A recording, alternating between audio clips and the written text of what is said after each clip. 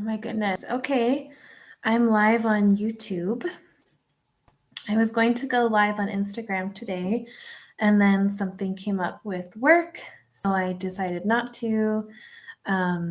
Decided. I didn't. Um, yeah, and then I wanted to use the laptop and not the phone, so YouTube seemed like the only option. And I do want to get more involved in the YouTube community. I think the camera's here, and I shouldn't watch myself talk. um, Interesting. Okay, so I think I am the only one here. Maybe there are other people here with me, but I wanted to chat about mental health today. I posted something on my Instagram stories asking for questions. If anyone had any questions for me about mental health or anything they wanted to see me talk about mental health. But the reason for that is I've been feeling really intrigued, excuse me, by hearing other people share their own mental health stories.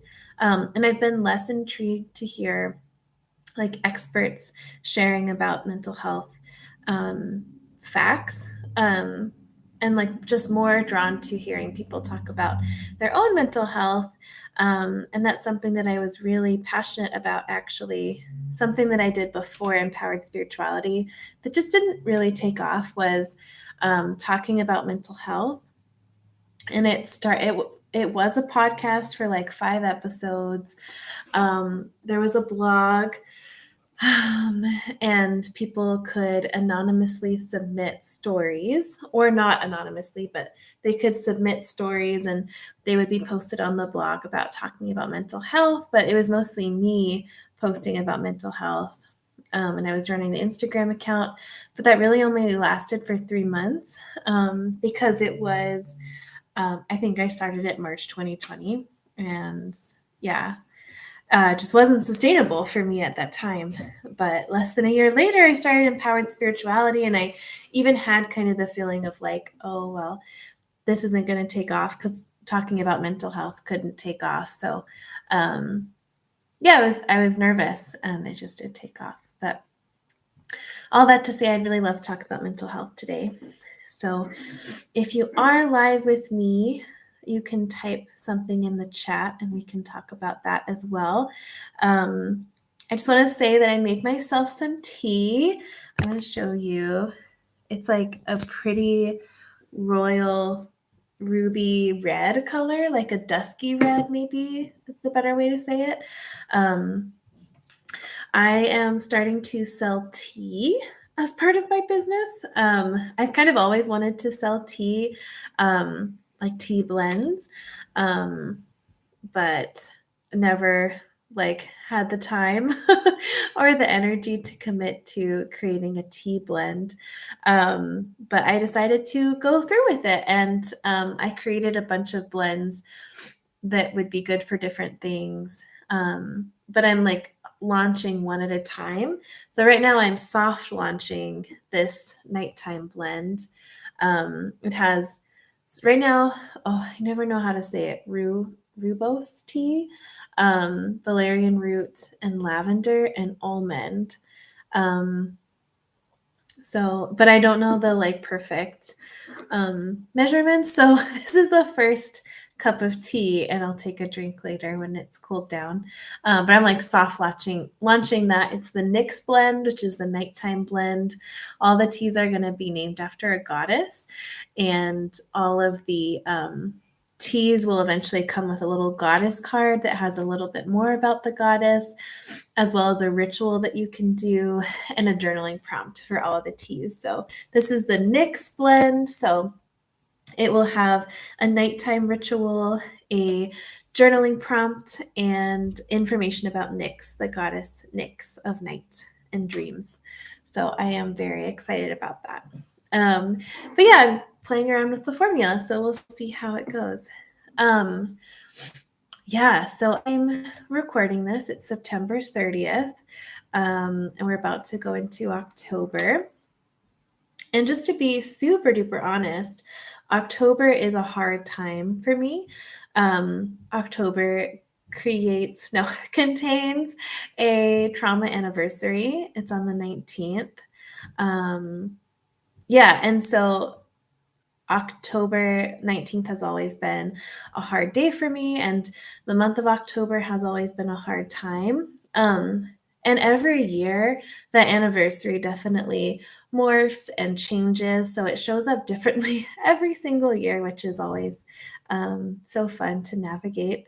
Um, so yeah, as we transition into October, I'm definitely feeling very aware that this is the time of year that can be challenging, but also trying to um, not create the narrative that it is challenging or that it will be challenging, like before it's proved to be challenging, if that makes sense.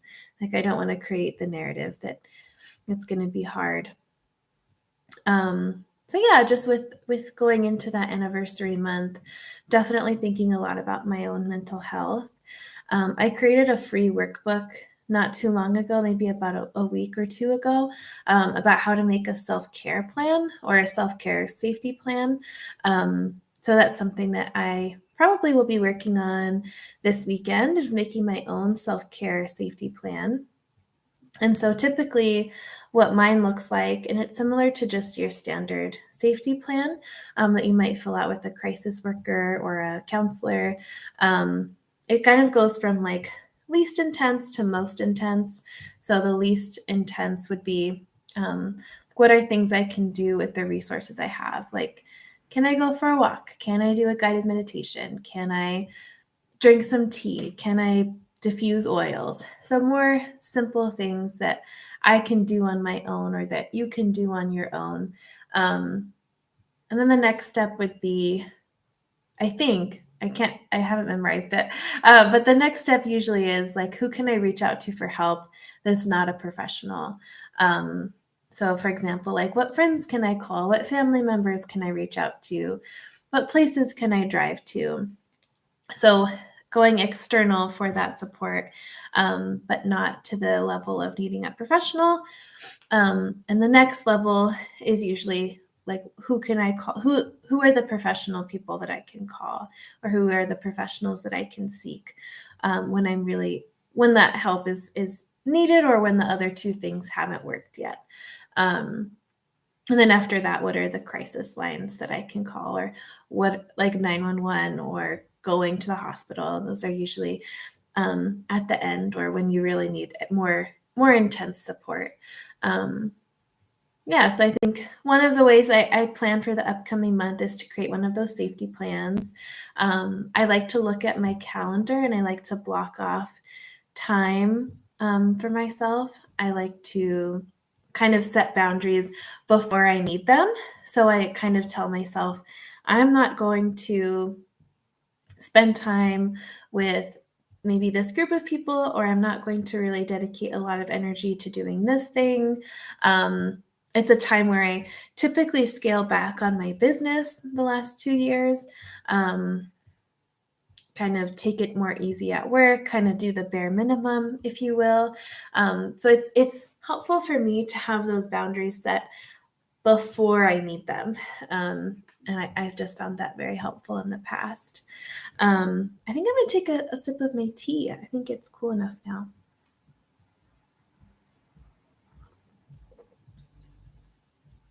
Oh, it's actually good. That's good. I feel like it could use some tweaking, but I'm glad it's good. I sound surprised, which is great when you're running a business. um, Yeah, so what else about mental health? I did have a Q&A question on my Instagram stories about what would I tell someone who, I think her wording was, is afraid to seek out mental health, or is nervous about seeking out mental health help, mental health support. Um, yeah, and I'm not sure. Like, I don't think I have a one answer fits all kind of approach to that, but um, I'd say that everything, like, it's okay to take things at your own pace if you're really feeling like you're not ready to seek out mental health support. And maybe other people are pressuring you, and that's why you feel like you have to. Like, it's okay to take a break and take a pause. I'm reading right now. This is the book jacket cover. I'm Glad My Mom Died by Jeanette McCurdy. And I actually haven't gotten to this part where she shares this in the book, or maybe she doesn't, but she shared it in an interview. And she was there in the session to talk about an eating disorder. But something about her mom came up, and the therapist said, well, I think like your mom was abusive, or you're describing abuse. Did you know that? Or did you ever classify her as abusive? And she just shut down. She freaked out, and she quit therapy, and she didn't go back for a while. And she eventually went back, but it was too much for her. It was too much for her to take in. And so if this person who wrote the question, or if this person knows someone, if you're really resisting going into something, maybe it's okay to listen to that. And, we do have to push ourselves outside of our comfort zones a little bit when it comes to healing. But I think, in the spiritual world, there's like two schools of thought. There's the like intense shadow work side, which is like dive right into your shadow work, go all in, kind of like you have to face everything for you to be healed. And then there's like the other side, which is love and light only, good vibes only, like don't feel any of the negative emotions, because you're going to manifest that into your life. And both sides are, I think, unhealthy, and both sides are extreme. So I think we can be influenced because we hear both of them so much. But it's okay to like take things slowly, and it's okay to just kind of push the edge of your comfort limit so that you're not re-traumatizing yourself. I don't know who created this, but there is something to be said about, I think it's a circle. I wonder if I can search something while on YouTube. I think so. Comfort level circle. Live typing. Oh, here we go. So you have your comfort zone, which is right here, which is where you feel safe and in control. Your fear zone is a lack of self-confidence, excuses, being affected by other people's opinions. And then is your learning zone, which is when you're pushing your comfort zone, but you're being pushed a little bit, and you are able to actually integrate what you're learning. Oh, wait, no. This feels like backwards. And then growth zone is outside of that. I think that's wrong. I think it would be comfort zone, and then you push it, and then you're in your growth zone, and then you've gone too far. It's interesting. One of my mentors, Marley Liss, I'm sorry, you had to see that happen live. If it was a podcast, I would have cut that out. That trying to figure it out, I'd cut that out.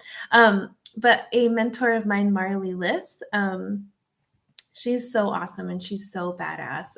She was the first person in North America to have her restorative justice circle go to like be in the legal system. So she's not the first person to do restorative justice in North America, but she was the first person to do it in North America in the legal system. So very cool. And she was the one who pushed for that, which is just amazing.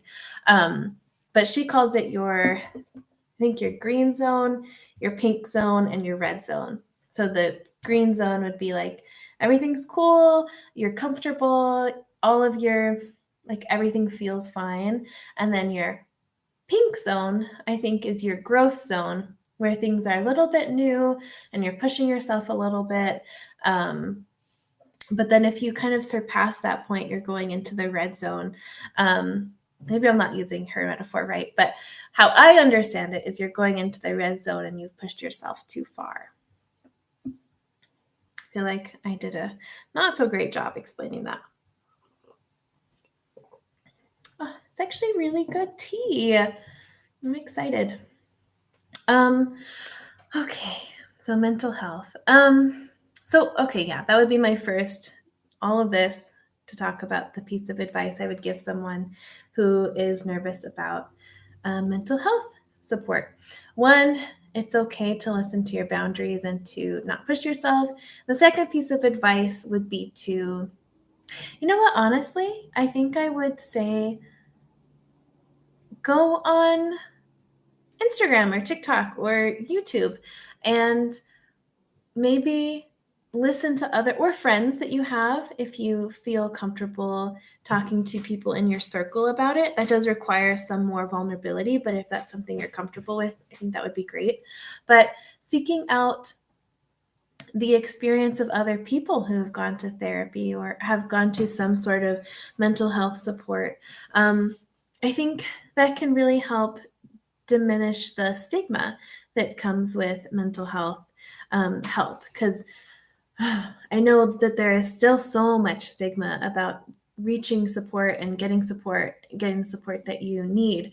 So if you can hear other people talking about it, it might kind of help with that. Um, I was really resistant to getting TikTok, and I got it for empowered spirituality because I heard you can make money on TikTok, which, like, by the way, I'm not doing well enough.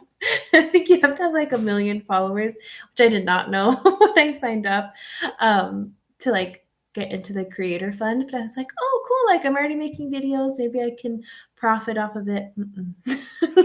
But that's why I got it originally. But then I learned how much you can learn from TikTok, and that was really, really cool to see. Um, but I'll look up things like my attachment style is fearful avoidant, and that's something that I'm working through right now. Is not just right now, but something I'm working through extra right now is dealing with the fearful avoidant attachment style, more on the avoidant side of the attachment style. And it's so helpful to see those quick little videos with people sharing their experiences because it really normalizes that for me. I don't have a lot of people in my life who are fearful avoidant in their attachment style or who lean more that way. So I don't super have it normalized. So yeah, just seeing other people post about it and talk about it has been really helpful. Certainly, if you have friends and you're okay talking about that with them, it might help to learn more about the support that you're reaching for. So therapy, it might help you to learn what therapy is. It might help you to look into the different kinds of therapy because there are different kinds. There is the more traditional talk therapy, but then there are also so many other beautiful forms of therapy. You can venture into the spiritual, you can enter into the more physical, body based practices. And you can also set your own boundaries in therapy. So, just like I said, with respecting your own comfort level, if it's in your learning zone to go to therapy and that feels right for you, how can you set boundaries with your therapist? It's okay to tell your therapist you're not ready to work on something yet. It's okay to say you're not willing to talk about something yet. Um, and I do have people in my life who have shared that their therapist pushed back on that. And to me, that feels like a huge red flag if your therapist or whoever else you're working with isn't willing to meet you where you're at and won't respect your boundaries. Yeah, just I think that's really icky and definitely a huge red flag when looking for a mental health provider. I think looking for therapists that you would like to maybe work with online. I've always found mine through Psychology Today. And I was having a really hard time finding one that resonated with me. I felt like I always had kind of the same personality style of therapists. For me, it was really important to find someone who I could talk about the spiritual side with, who wouldn't like diagnose me for having a spiritual part of myself. And so I found someone who was spiritual and who integrates spirituality into her practice. She's also younger. She has, I think, I don't know what color her hair is now, but maybe like a green, like it's like black and then green. Um, but in her picture, she had like purple and blue hair, younger. I think she had like piercings and tattoos in her profile picture. And so I just felt like, oh, this is someone I feel like I can be more open with and more honest with, and not someone that I have to censor myself with and isn't going to trigger any old wounds. um, and so, yeah, like her profile really called to me, and I was lucky enough that she responded. Um, and that's another thing too, that therapists will often not respond to the emails or not respond to the calls that you send out. Not always, and it's not intentional when they don't respond. And that's what I want to say, that I've had a lot of people in my life, and me included. I feel like if I were to reach out to 10 therapists, I'd hear back from one or two. And that could be because they have a full client load and they don't see every email. Could be that the Psychology Today emails are getting routed to spam. It could be because they're in the middle of of having a receptionist and having a new receptionist. There's just so many reasons why the therapist that you're reaching out to are not getting back to you in the time that you'd want them. And I think a lot of new therapy seekers or new coaching seekers, whatever that would be, might take that personally, and it might feel like a rejection, but I promise it's not. I promise that's a normal experience to have. And I don't say that to discourage you. I just say that to say that if that happens, it's normal and it's not about you. You just kind of have to keep trying. And also, if you do meet with a therapist and it's not a good match, it's okay to keep looking. Like I said, I've had amazing therapists, and I have one right now. And I've also had like really bad ones, and I've had mediocre ones, right? And it's okay to be honest and say like, hey, I don't think this is working for me. Can be a great time to try out breaking up and like ending relationships in a healthy and safe way, if you're conflict avoidant. And it could also be like a great practice for you to seek out what you want and what you deserve in your relationships, because a therapeutic relationship is a relationship. I am so satisfied with this tea. I put almond in it, and I was nervous because I've never made my own almond tea, and it tastes really good. I don't know if I have any other advice. I think people sometimes are not interested in therapy because it's going to be hard, like it's going to be emotionally painful. And to that, I say a couple things. Like, one, again, you don't have to rush yourself. You can say, I'm willing to talk about coping strategies for my anxiety, but I'm not really ready to talk about my childhood yet. And so I'm going to set a clear boundary and say that I need to ease into this when I'm ready, but right now I'm willing to address some of the things that are presenting themselves to me. Two, I'd say in a loving way, it already is uncomfortable. So I think a lot of us think we can avoid painful emotions, or we can avoid discomfort in situations that we're in with other people.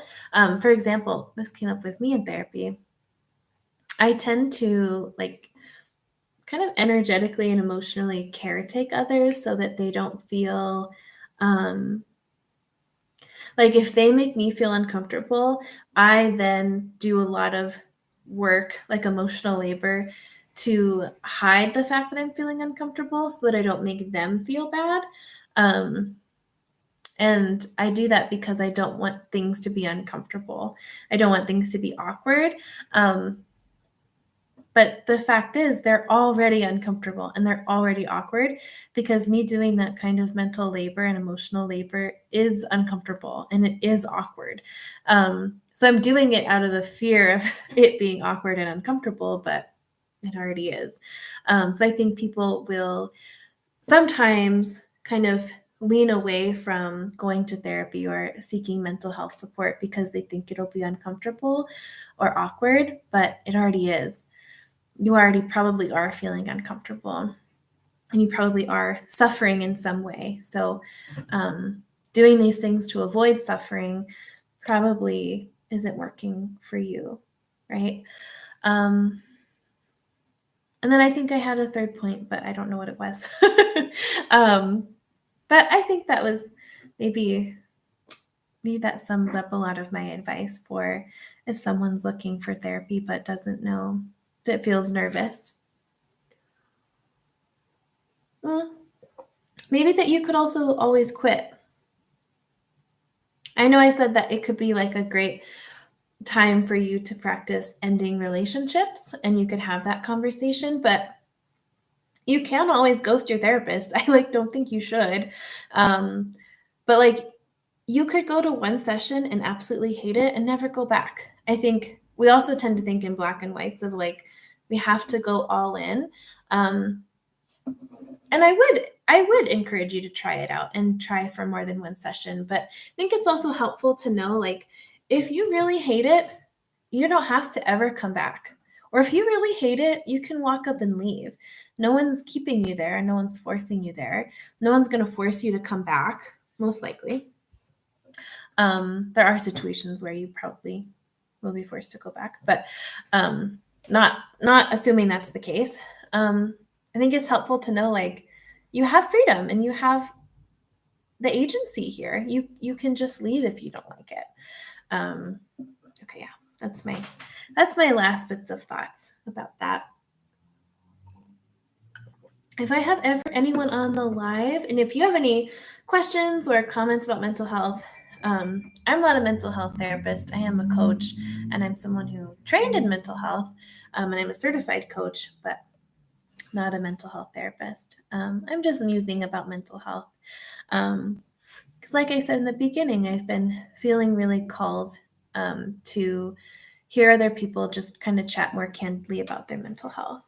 And then that does so much for our shame, when we can hear other people talk about what they're kind of going through and how they're working through that. So, yeah, I guess on that note, I will share a little bit. I did share a little bit about this transition of seasons and how that can traditionally be a little rocky for me. Right now, I do feel okay in that sense. That doesn't seem to be resurfacing. Knock on wood. My dog always comes out whenever I knock on wood because she thinks someone's here. But she's an awful guard dog. She just wants to play. I'm like, okay, this is how you would protect your single mother in the house all by herself. You want to play with the intruder. But yeah, I have been having a little bit of mental health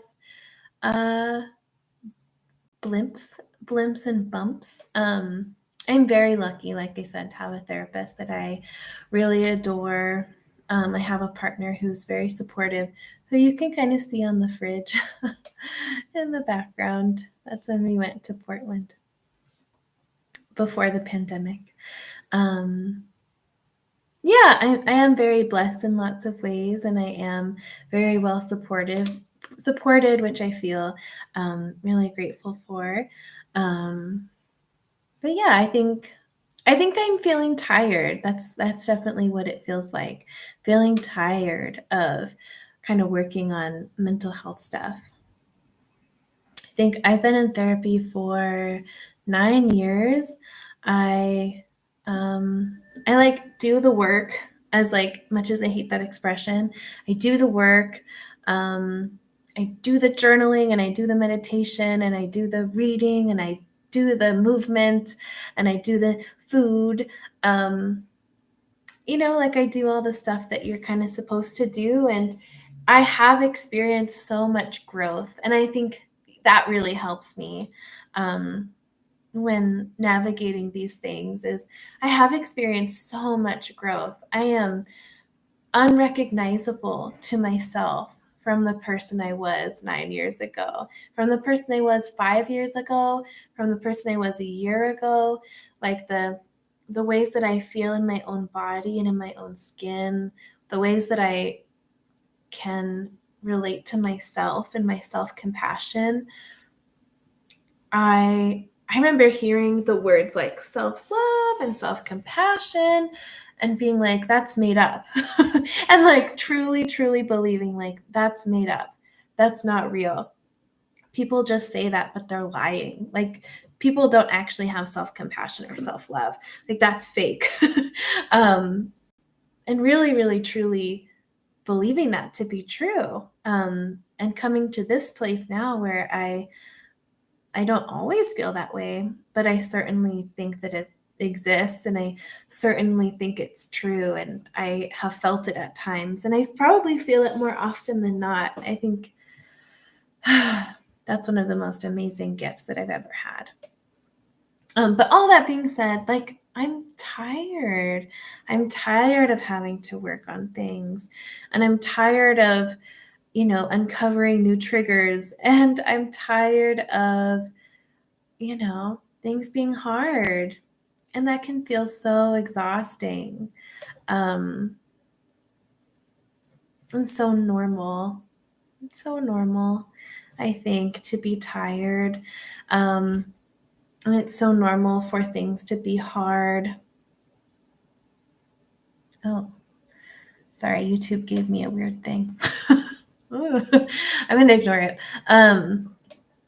Yeah, I think it's so normal for us to be tired. And I also think that comes from like the perfectionism and that comes from capitalism. That we like have to like kind of hustle, and we have to follow this set trajectory. And that we have to like that there is a version of ourselves that is healed, and that healed is something that's attainable and something that we should be striving for. But I don't think that's the case, which is like so helpful and like such a big fucking bummer to hear and to think about, the fact that we're never healed and that we're never like better.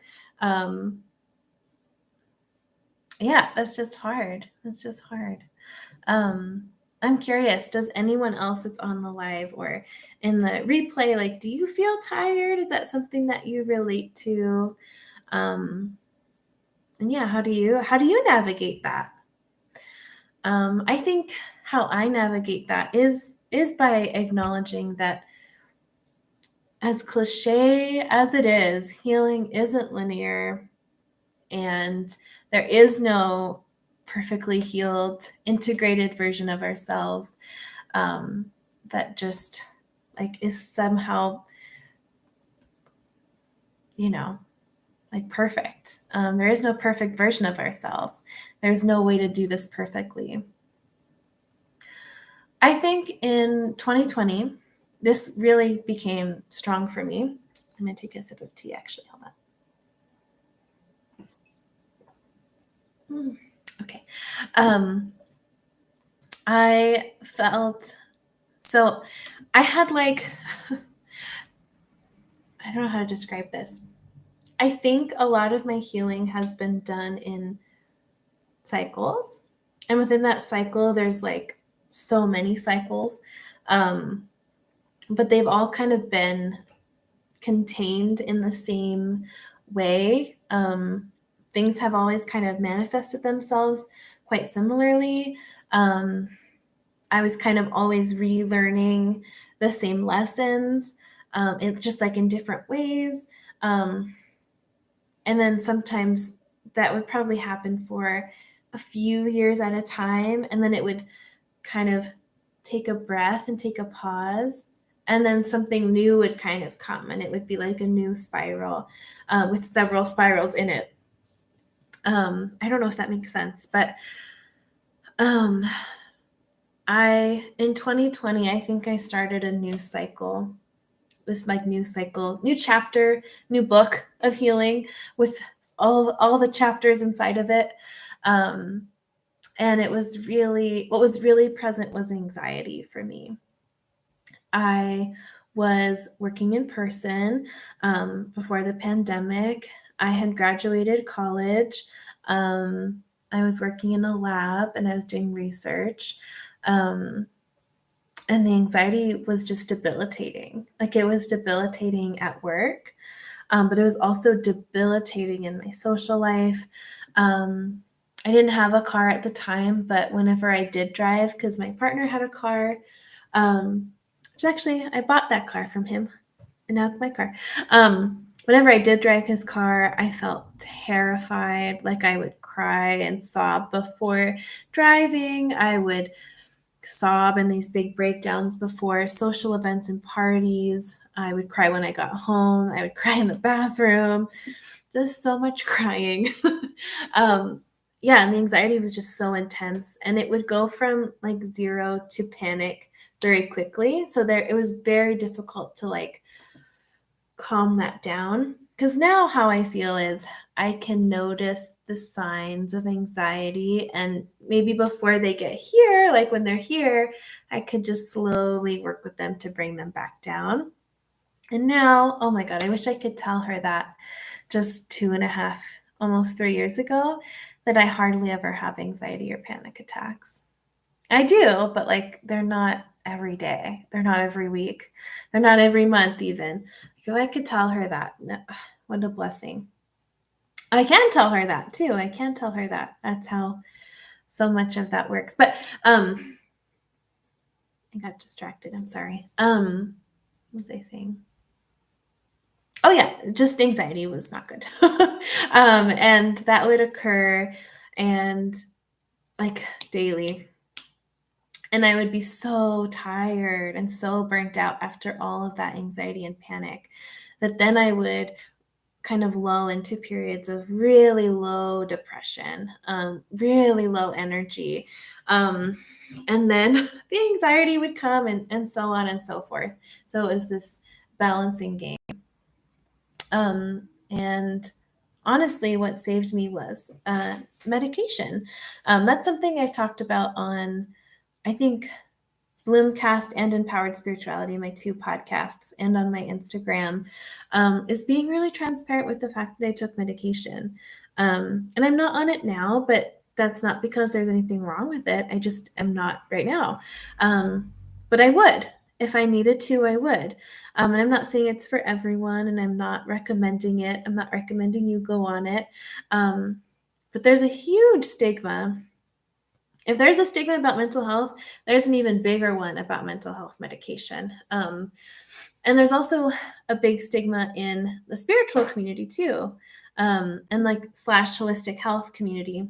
And I think it's beautiful if you can treat your symptoms or what you're going through with meditation and movement practices and reflection and teas and other foods. I think that's beautiful. And I think that is needed in our treatment.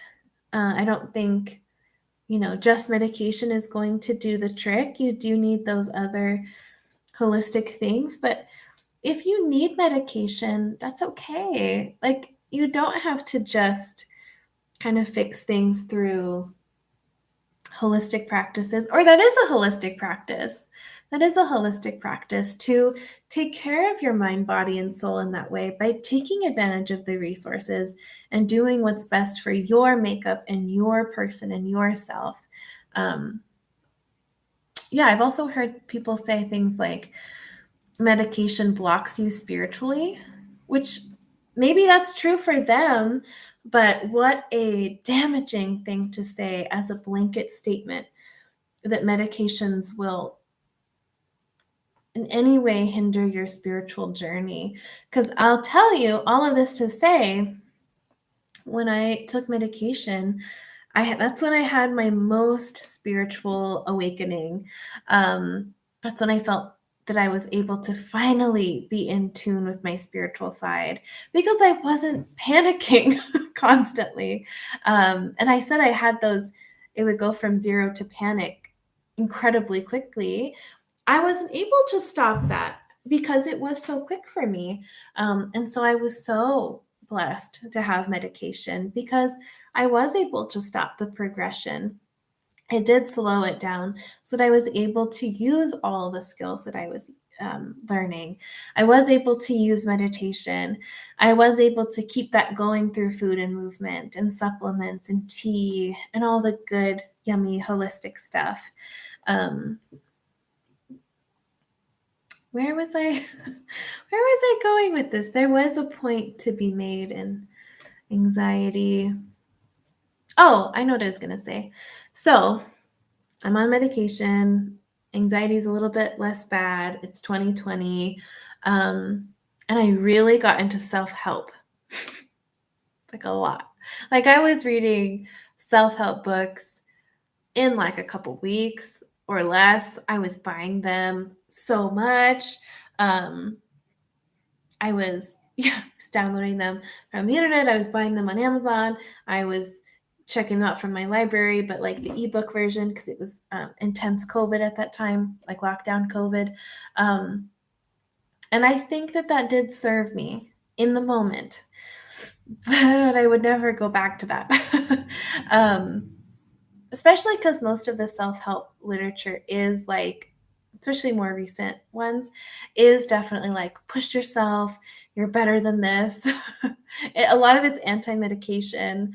But I think what was so wonderful about that period was that it did give me the language to learn, and like it like immersed me in the self-help space. It let me feel empowered, even though some of that empowerment is like a little bit toxic, like toxic positivity, all that fun stuff. But it was the first time that I felt like I was able to, that I felt like sure of myself. And that was a beautiful gift. I think about that too. Like I listen to a relationship podcast, and I think just listening to it a lot of the times helps reframe my overall perspective kind of like one little bit at a time, because I'm immersed in that language. I'm immersed in their conversations. I'm immersed in their perspective. But I definitely had this expectation of myself with my mental health that I would just like, the faster I could read the books, the faster I could, like, the more journaling prompts I could do, the more guided meditations I could do, and the more YouTube videos I could watch, then, like, the faster my journey would be to not having anxiety anymore. And that wasn't true. Like, now, when I am reading like a self-help book or a spiritual text or something, I like really take it slow and I really marinate in it, because it does take so much time for that information to like settle and me to think about it and me say, do I agree with this? Do I not agree with this? And then for it to like integrate into my thoughts, and then I'll continue reading. One thing I said that I kind of want to like emphasize is, do I agree with this or not? Because I read self-help books like they were the gospel, and like they were the absolute truth. And a lot of those books said contradicting things too. Like, and a lot of them said things that I don't believe in and I don't agree with anymore. But I took them as absolute truth because I didn't trust myself. And I think also I learned what I believed in and didn't believe in by reading a lot of those books. But I think it's so important to see what resonates with you. And that kind of goes back to the therapy discussion too, like finding your therapist. You do have to see if what they are teaching you, what they are framing for you, if you agree with it or not. And you are allowed to trust your intuition, and you're allowed to say, no, that doesn't resonate with me, or yes, it does. I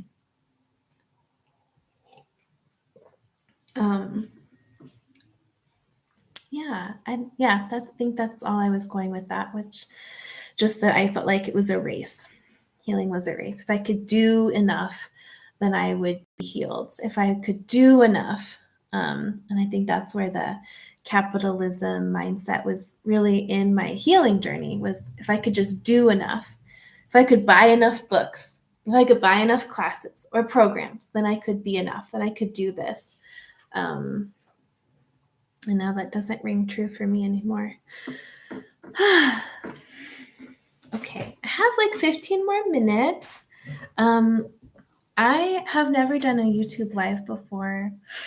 I was supposed to do an Instagram live, but got nervous. So I decided to do this instead. Yeah, so I'm a little like timid and feeling timid. I guess I will share more about my mental health since you asked. One thing that I've been, so yeah, all of that to say is that I've been feeling tired and I've been feeling like, I don't want to do this anymore. Not like I don't want to do this anymore, but like, I don't want to have to like have stuff wrong anymore. I don't want to have stuff wrong as if I was ever super excited about it. But yeah, just feeling kind of tired. And I've been working with some sensory stuff. So I think that's always been present. As someone with CPTSD, which is complex post-traumatic stress disorder, I've been hypervigilant and I've been sensitive to sounds and I've been sensitive to things for most of my life. But I definitely have been feeling more in tune with that sensitivity. I don't think it's that I've been more sensitive. I think I just know what things are now. And that's part of like, maybe that's part of what like is tiring, but like beautiful. Because I think in the past, I would have these big panic attacks and they'd be big. And I remember I'd have therapists that didn't really feel good to me. And they'd be like, well, what thought caused it? And I'd be like, I don't know. There's like a million thoughts at once. And everything's scary. So I have no clue what caused them. I remember she would always press me like, you must know. And I'd be like, I really don't.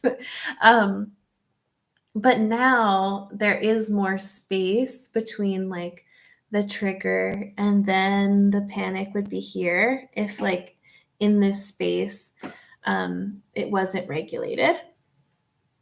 I've actually had a client describe that as well, that she like still had the same ups and downs, but there was more space in between and the ups weren't as up and the downs weren't as down. I just thought that was such a beautiful way to describe it. But yeah, there's more space, there's more spaciousness, there's more time. So with that, and as beautiful as that is, and I wouldn't trade it, I think I'm noticing the things that are just gently triggering. Like I know the big things that are triggering, but the little things that are triggering, I'm just more aware of. Just more aware of. I think I shared that self-compassion is a huge thing that I've gained with my mental health journey. And I think awareness plus self-compassion has been one of the most life-changing things that I've gone through, or that I've not gone through. That makes it sound bad, but that I've experienced or I've integrated. I don't know how to say that, but and with awareness, like being aware is awesome, because now I could answer that therapist's incessant question about what caused it, because now I do know. But like being aware also comes, I think, with a learning curve. And I think maybe that's kind of where I'm at. I'm at a learning curve with that awareness. That's interesting. I never thought about it that way. That's cool. Yeah, but I think I'm not more sensitive to sounds. I'm just noticing a sound happens and then all of a sudden I feel agitated or all of a sudden I feel anxious. Whereas before, I didn't have that kind of awareness. So I didn't know what had made me agitated or anxious. Or I didn't even know I was agitated or anxious until all of a sudden I was panicking. That's kind of interesting to look at it that way. Um, that is really interesting. But yeah, anyways, all this to say, you're not expected to have all the answers. Yeah, no, definitely not. I think we put a lot of pressure on ourselves to think that we have all the answers. Also, thank you for being here. Oh, I'm just rambling. I don't even have all the answers of what I'm going to say next. Yeah, but all of this to say is I think the thing in my mental health that I have been really working with is feeling really agitated and anxious and set off by small noises. And actually, like an hour and a half ago, my neighbor, who's a sweet, sweet boy, was bouncing a basketball on the pavement, and all of a sudden I felt it. I like felt myself tense up, and I felt myself become so agitated, and then I felt like the wave of shame wash over me, feeling like, oh my god, I'm annoyed at this little boy playing basketball outside. Like, what's wrong with me?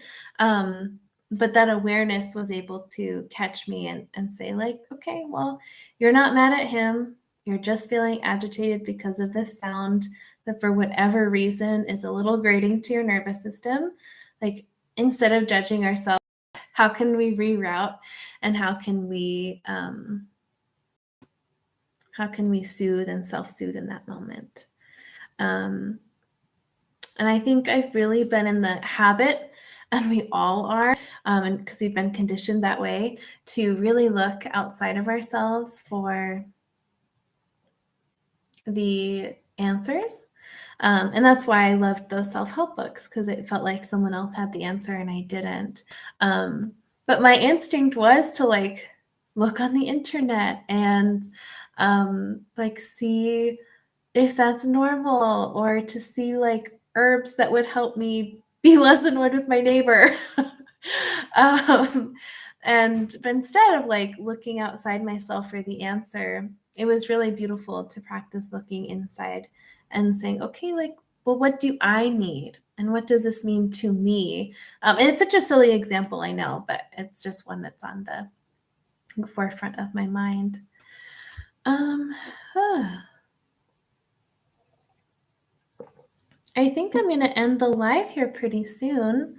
It was a pretty rambling talk about mental health. I hope you enjoyed it.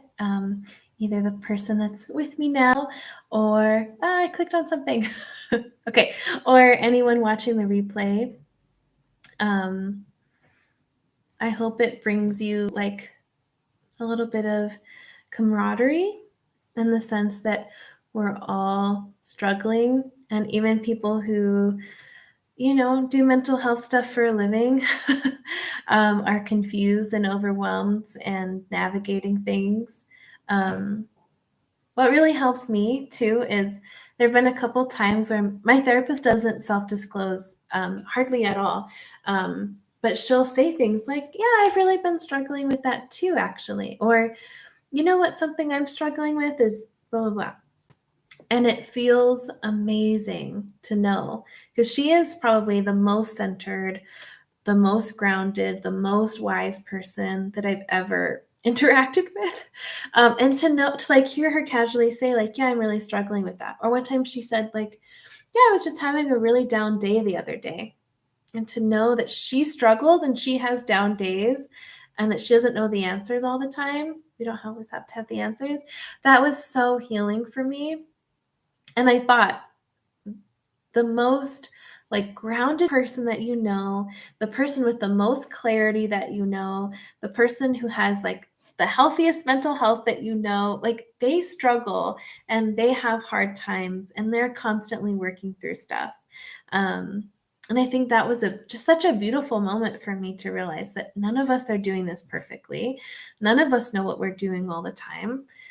And I think like those like cycles or chapters of healing, if that resonates, once we do know something, and once we feel like we've completed something, and once we feel completely wise in some area of our life, a new cycle always starts, or a new chapter always begins.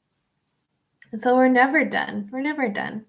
And as tiring as that feels to hear that, I think it's refreshing to know that everyone else is kind of going through the same stuff. So, yeah, thanks for hanging out with me for an hour or 55 minutes. I really appreciate it. And I really appreciate you being here for my first YouTube Live. I don't know if I'll ever do it again, um, but I felt like I wanted to. A therapist may have to seek treatment if a patient brings up unresolved issues with them. Oh, yes, definitely. Yeah, I don't think that's what happened with her. Like, I don't think she was like gonna break down. I think she's just like, yeah, me too. But yeah, definitely something I've experienced in like from that side as well. Working with patients and clients can definitely be very eye-opening of things that you maybe thought were resolved or didn't even know needed to be resolved. So that's definitely so real too. Okay, well, have a wonderful, I don't know if it's day or night where you are, but have a wonderful time. Have a wonderful rest of the time that you're awake, morning or night. All right, bye. Night.